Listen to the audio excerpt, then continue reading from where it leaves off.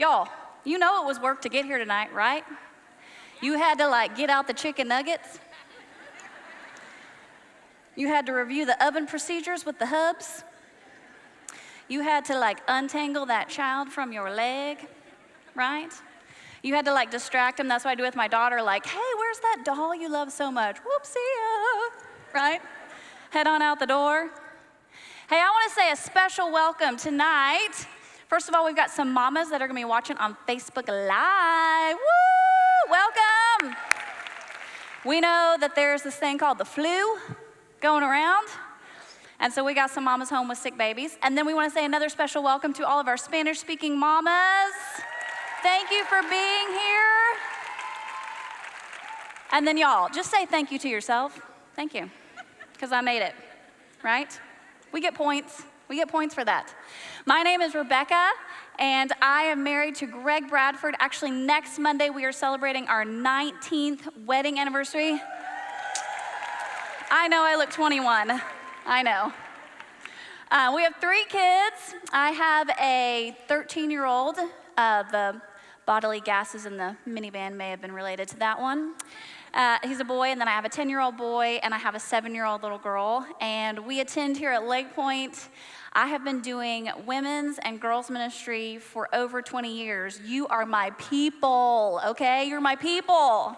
And it's so fun for me because the girls that I originally started doing ministry with years ago, you are sitting in the audience as mamas now. What? I will say it's a little weird when you're taking your child to the nursery. Oh, hey, you're married now and have kids. Okay. You know, you're like, oh, I feel so old. But that's all right. That's all right. That's why we have makeup. Okay. But I'm excited to be here with you guys tonight. And every year when we think about what we want to share with our moms, we just really take a look around us.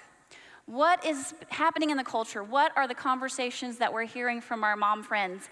And we heard you guys just saying some of the same things over and over again. God begins to prick our heart. He begins to say, I need you to speak truth over this. Some of the things that we heard you guys say are, I just need it to be simpler. This is just too much. I just don't understand why I can't get it all done, right? Why is there so much? How can I say enough?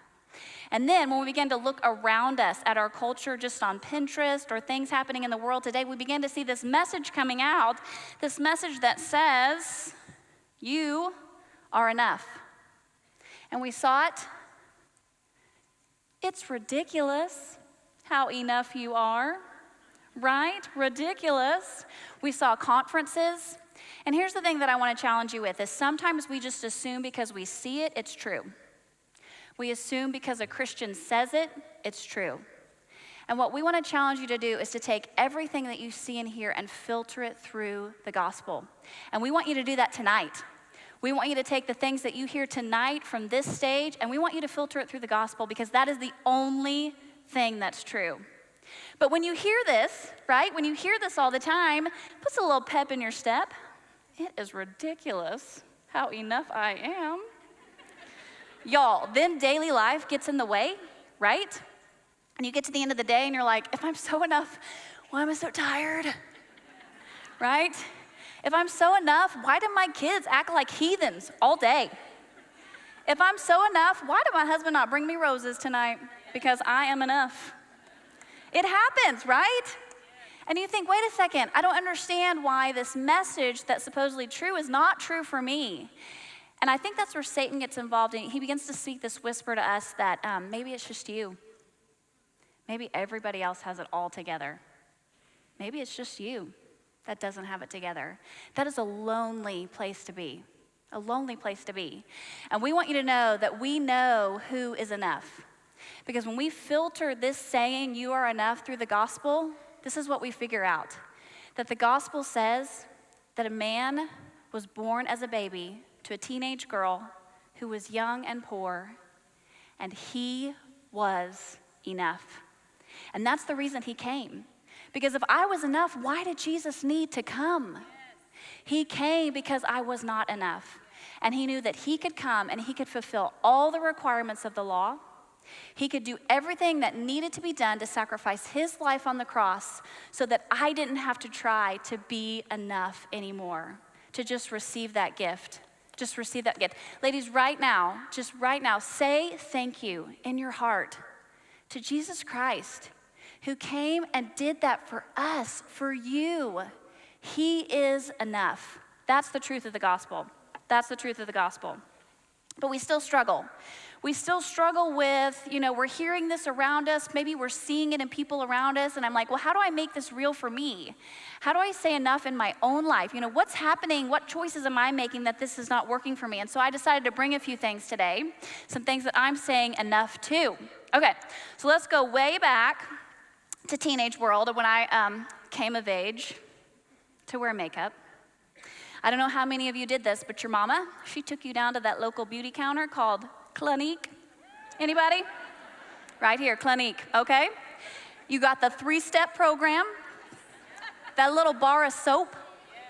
Who washes their face? I mean, maybe you do. I'm so sorry if you do.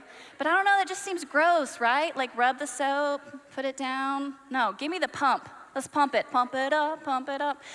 So you get the bar of soap, you get the toner. Mine was purple. Were you purple? I was purple. And then, y'all, that moisturizer cream that was like neon yellow? Are we not concerned? We're putting that on our face, okay?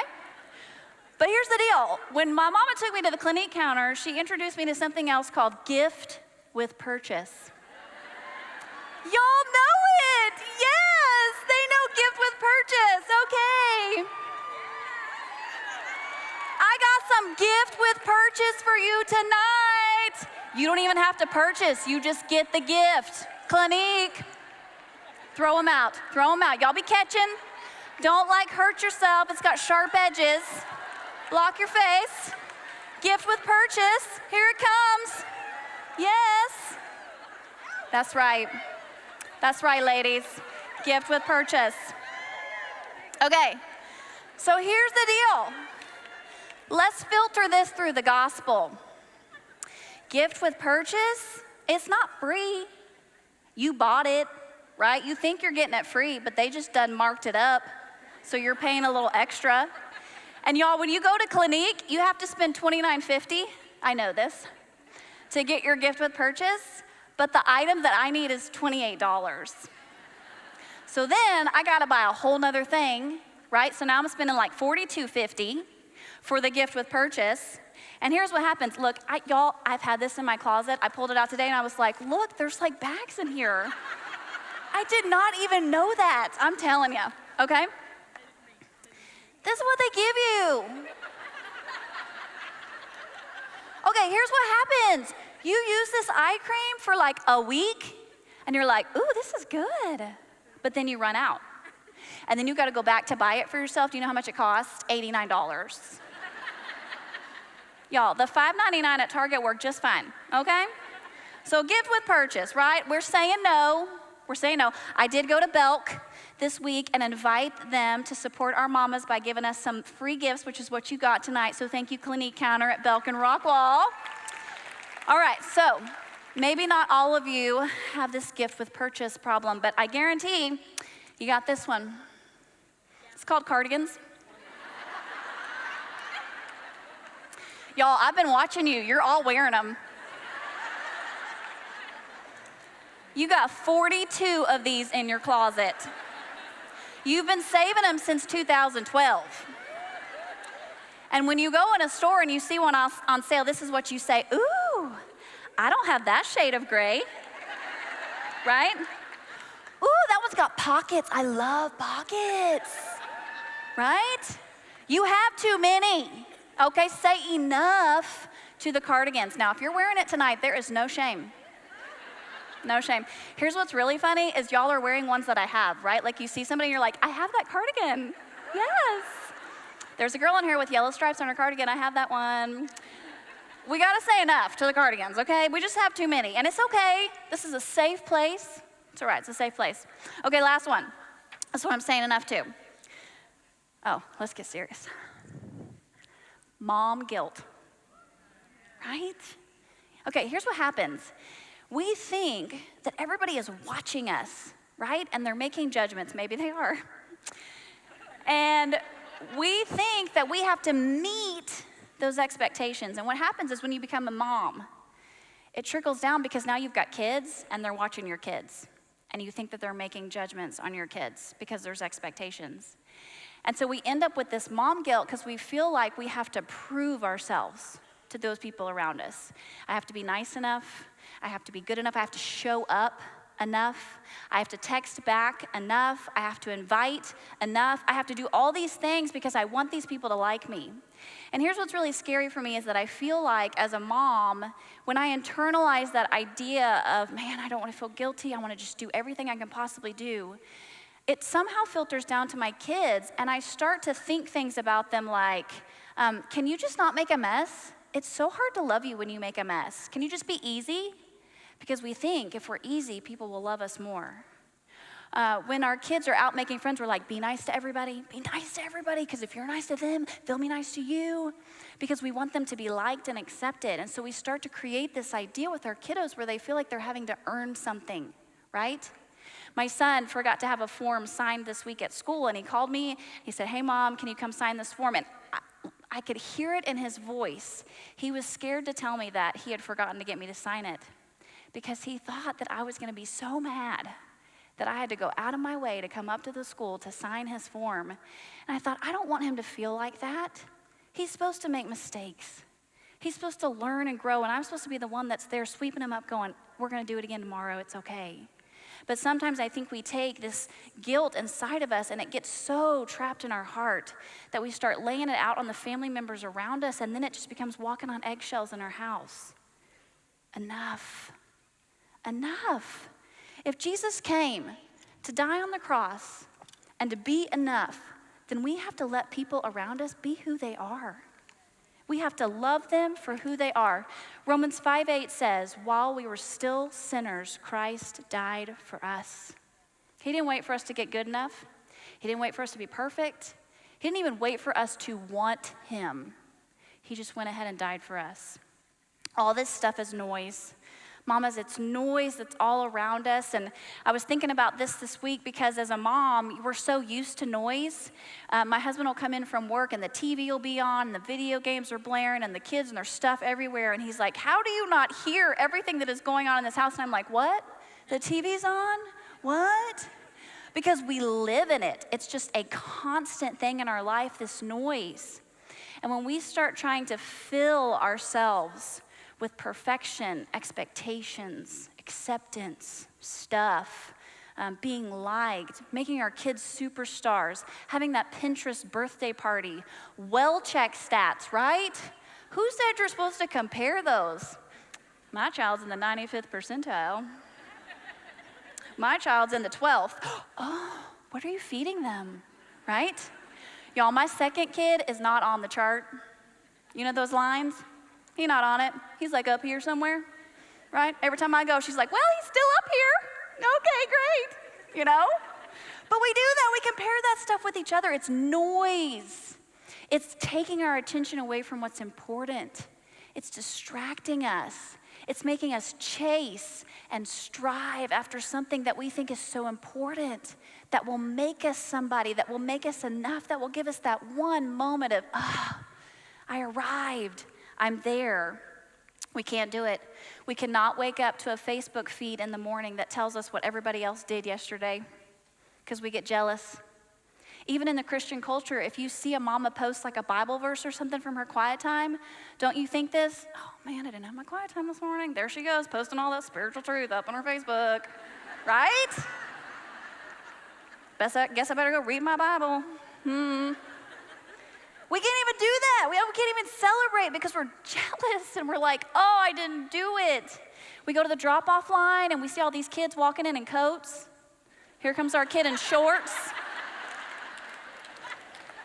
I didn't want to fight that battle this morning. I didn't want to fight it. Go on, honey.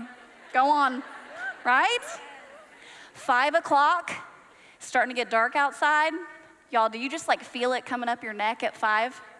I don't have dinner on. I don't know what we're having. The house is a mess. I didn't do any laundry. Oh my gosh, the kids are crazy. Did you go? Oh, we're gonna even look at your backpack, right? And we just start freaking out. And then our husband comes in. Hey, babe, how's your day? And y'all, I'm not gonna lie. I'm like, you spent all day in a quiet office.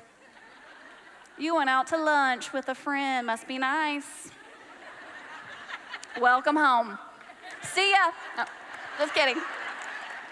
Just kidding. It's just all over us, right? We don't celebrate the beautiful things that God does because we're looking around us at all the other people and what they're doing. How do we say enough? How do we say enough to the noise? I want to go to the Old Testament and teach about a guy named Elijah. And I had a beautiful moment with the Lord this week. I was running on the treadmill. Don't get excited. It's like the first time in like 3 months. I just wanted to be able to say that this week. So I was like, I'm gonna go run on the treadmill, yeah. And I was listening to the sermon from last week. My pastor taught on this story of Elijah in the Bible. And the Lord just washed over me. And I just felt him say, you remember I told you to talk about this? I had a purpose. So my pastor started the story of Elijah, and I'm going to finish it today. So Elijah was a prophet from the Old Testament. We're in the book of 1 Kings if you brought your Bible. And his job was to go tell King Ahab that he had been evil. Scripture says, this is written about this guy in the Bible, that he had done more evil in the eyes of the Lord than any king before him. So let's just all go ahead and say a word of thanks that that's not been written about our kids yet. All right. You doing good, mama. You doing real good. So he had to go tell King Ahab that there was going to be a drought in the land because he had done so much evil. And so he tells King Ahab, and then the story tells us that the Lord actually sends him away and does some miraculous things in his life. You can read about it in 1 Kings 17. Just does some miraculous things in Elijah's life to preserve him throughout this drought. And then comes the day of reckoning. And Elijah goes to the king and he says, I'm going to take all your prophets of Baal and all your prophets of Asherah. These are the bad guys, right? The bad guys that do bad worship, that worship false bad gods. And he takes them up to the top of a mountain and they have this epic battle. And Elijah and the Lord win. And then it begins to rain on the land. And so Ahab goes back home to tell his wife what has happened. And his wife's name is Queen Jezebel. Teachers, this is why there's no little girls in your classroom named Jezebel. Because when you read about her in the Bible, she is a bad queen. Like her husband's bad, but she's really bad. And so Queen Jezebel sends word back to Elijah and says, if you are not dead within the next 24 hours, then somebody can kill me, because she is after him. He has killed all her prophets of Baal. He has put her to shame, and she's going after this guy. And Elijah gets scared, and he runs off into the wilderness. And he sits down under a broom tree. We're going to pick up in 1 Kings 19, verse 1. And I'm going to read for you. It says, when Ahab got home, he told Jezebel everything Elijah had done, including the way he had killed all the prophets of Baal. So Jezebel sent this message to Elijah, may the gods strike me and even kill me if by this time tomorrow I have not killed you just as you killed them. Elijah was afraid and fled for his life. He went to Beersheba, a town in Judah, and left his servant there. Then he went on alone into the wilderness, traveling all day. And he sat down under a solitary broom tree and prayed that he might die. I have had enough, Lord, he said. Take my life, for I am no better than my ancestors who have already died. I have had enough. Cue dramatic music. I'm just kidding. But when he said that, I just was like, that, yes. I know that feeling. You know, the feeling when you've done all the mom things all day and you've been doing really good, right? You're being patient and holding your temper in. And you go to the grocery store and you come home and you drop the spaghetti sauce jar on the kitchen floor. Yes, okay? Or you've done all the things all day, taking care of all the kids, and you put your head down on the pillow to go to sleep and you get this little tap. Mom, I think I need to throw up. You're like, no. I have had enough. And I don't know about you, but I go to my closet. That's where the Lord and I have our talks. And I get on the floor in my closet and I'm like, I've had it. Lord, I can't do anymore. You're going to have to do something with these kids because I can't take it. I have had enough. I get that. I get that moment in Elijah's life where he's like, have you been seeing what I've been doing? Now this lady's after me to kill me? I have had enough. And here's the cool thing about the Bible. We are so blessed, ladies, because we get this whole book This whole book to read. So for us, we go from chapter 17 to 18 to 19. We know what God has done in Elijah's life. We know what he's done to preserve him in the wilderness, to keep him alive, to help him win this battle on the mountain against all these false prophets. And then we see him get all upset under this broom tree, and we kind of want to say, suck it up, buttercup. You're fine. The Lord has taken care of you all this time. You are going to be just fine. But if somebody were to say that to me in my closet when I'm chatting with the Lord, don't be knocking on my door, right? Because in that emotional moment, we're just spent. We're just spent. We need somebody to come with compassion. And that's what the Lord does. That's what the Lord's done. His response to Elijah is compassion. If we keep going in that passage, 1 Kings 19, verse 5, it says, all at once, an angel touched him and said, get up and eat. And he looked around, and there by his head was some bread baked over hot coals and a jar of water. And he ate and drank and lay down again. He got food that he didn't cook. He got a drink that he didn't get out of the fridge. And he got a nap. Yes, please. Yes, please. I will take that. The Lord showed compassion. Elijah, you are spent. You have done good work. So let me feed you. Let me give you something to drink. Let me let you rest. Our God is a God of compassion. Mamas, when you're in the closet on the floor and you have had enough, God is not there saying, I told you so. He's there with compassion. He's there because he loves you and he knows it is hard, and he's going to help meet your every need. It says, then the angel of the Lord, verse 7, came back a second time and touched him and said, get up and eat, for the journey is too much for you. So he got up and he ate and drank, and strengthened by that food, he traveled 40 days and 40 nights until he reached Horeb, the mountain of God. And there he went into a cave and spent the night. I love this picture that he feeds him, he gives him drink, he lets him rest, he does it a second time, and then he says, now come on, I have a word for you. Let's go. And this is where we find what I want you to hear tonight, the story of Elijah on the mountain where the Lord meets with him. Because we're going to see that the Lord does not desire noise. He does not desire noise. So 1 Kings chapter 19, verse 10. It says, and the word of the Lord came to him, what are you doing here, Elijah? And he replied, I have been very zealous for the Lord God Almighty. The Israelites have rejected your covenant, torn down your altars, and put your prophets to death with the sword, and I am the only one left. Now they're trying to kill me too. And the Lord said, go out and stand on the mountain in the presence of the Lord, for the Lord is about to pass by. And as Elijah stood there, the Lord passed by, and a mighty windstorm hit the mountain. It was such a terrible blast that the rocks were torn loose, but the Lord was not in the wind. After the wind, there was an earthquake, but the Lord was not in the earthquake. And after the earthquake, there was a fire, but the Lord was not in the fire. And after the fire, there was the sound of a gentle whisper. I want you to see that sometimes this noise that we have around us, these expectations, not being able to say no to things that we already have plenty of, the desire for our kids to be all-stars, right? To get into the right school, to have the best grades. I want my kids to be successful. I want people to like them. I want them to have friends. But it's this constant chase, right? Because I feel like it's all up to me, because I'm enough. I can do it. I can try hard enough. I can sign all the forms. I can coach you. I can help you know what to say. And the Lord's like, that's noise. I'm not in the noise. I'm not in the earthquake. I'm not in the wind. I'm not in the fire. It's noise. And then comes the sound of a gentle whisper. He's whispering. He's whispering to us.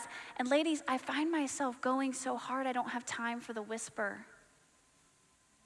When I wake up in the morning to my phone, and it's truth, right? It sits by my bed. It's my alarm clock. You know, when I roll over, I'm checking it, you know, emails, texts, what's happening. I don't even have a moment's peace to just sit with the Lord. And then you know, as soon as you're up and the kids are up, you are just on. It's just going. and you get through your whole day and you haven't met with the Lord. And yeah, you've prayed, right? Like I think I prayed in the car on the way, but you haven't done what the Lord wanted you to do. You haven't sat with him and heard the whisper. And then you lay your head on the pillow and you start it all over again. And there's that feeling, I have that feeling inside. I feel chaos.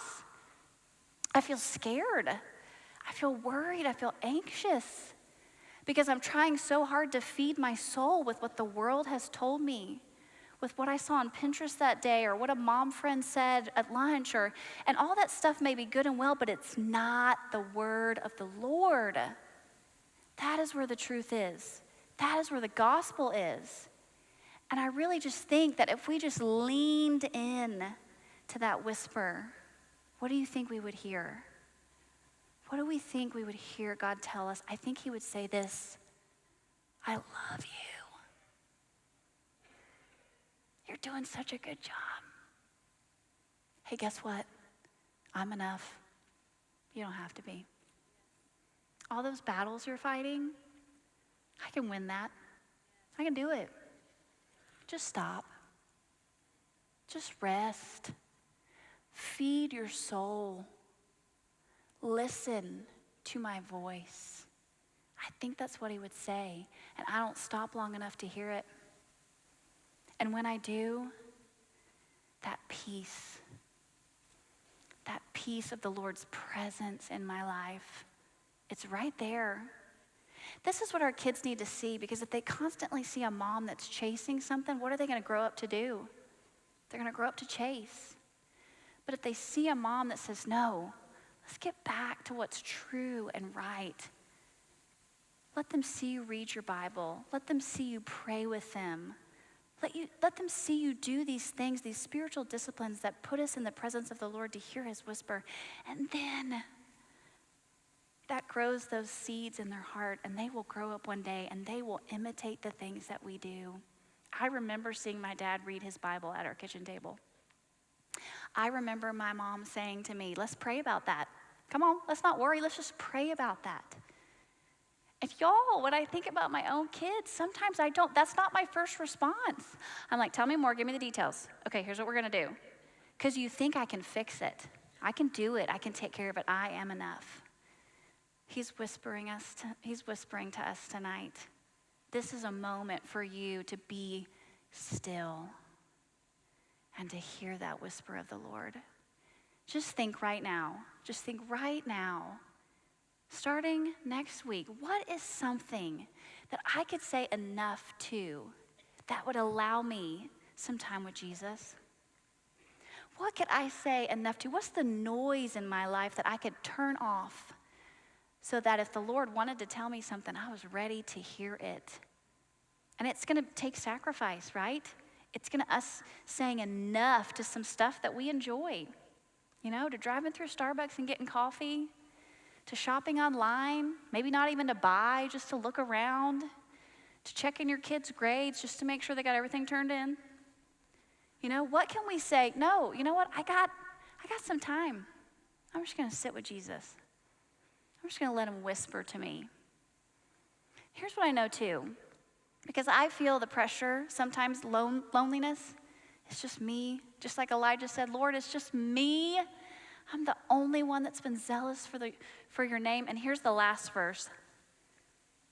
The last verse of this section, 1 Kings 19:18 says this. God says to Elijah, yet I reserve 7,000 in Israel, whose knees have not bowed to Baal, and whose mouths have not kissed him. He says, Elijah, you're not alone. You're not the only one. I got 7,000 more. Look around you tonight, mamas. You have a room full of fellow moms that are like, yes, we're in this with you. We want to do this together. You are not alone. This is what Gather is all about. Gather is about a community of moms saying, you know what? When you're weak, I'm going to be there. When you need a meal, I'm going to bring it to you. When you need 5 minutes away from your kid, I'm going to step in because I get it. I know exactly how you're feeling in the closet. I know what you're saying to the Lord, and I want to be there for you.